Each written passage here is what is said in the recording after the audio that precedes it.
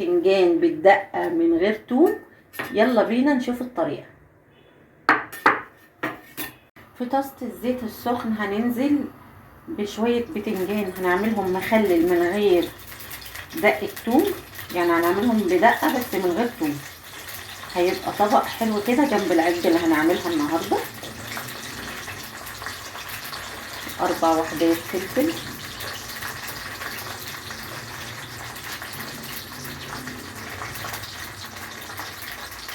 عايزه اقول لكم مفيش اطعم من البتنجان المخلل لو هتاكليه بالليل، انك تبقي عاملاه بالدقه وكل حاجه بس من غير توم ولا حتى ريحه توم، عشان ولا تتعبي ولا يحصل اي حاجه لقولونك.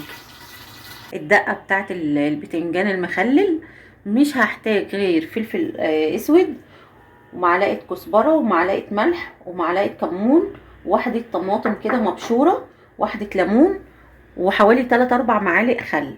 ماشي. في طبق كده. طبعا انا مش هحط كل التوابل دي كده لان انا محتاجاها في العجة.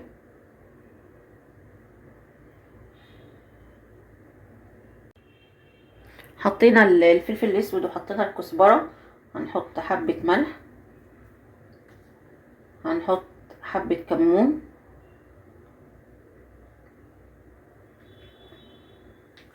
هنعصر ليمون،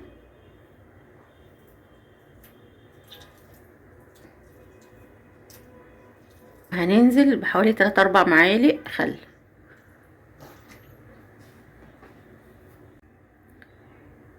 هنقلبها، ولو عندك خضرة طبعا حطي، بس انا الخضرة خلصت كلها في العجة.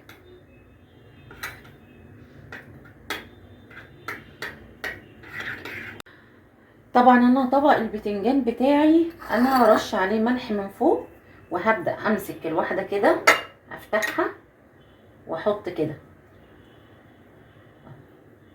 وارصها في طبق. البتنجان الابيض هعمل كل الكمية بالشكل ده.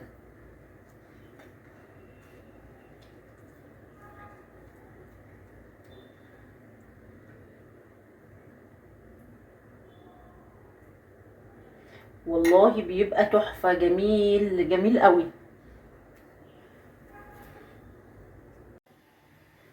وادي احلى طبق بتنجان خلص، عملته بالدقة من غير توم.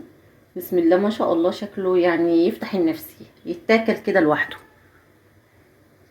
وبكده هنكون وصلنا لنهاية الفيديو. ما تنسيش الاشتراك وتفعيل الجرس عشان يوصلك كل جديد، واللايك الحلو برضو من ايدك. اجمل طبق مخلل بتنجان بالدقة من غير توم.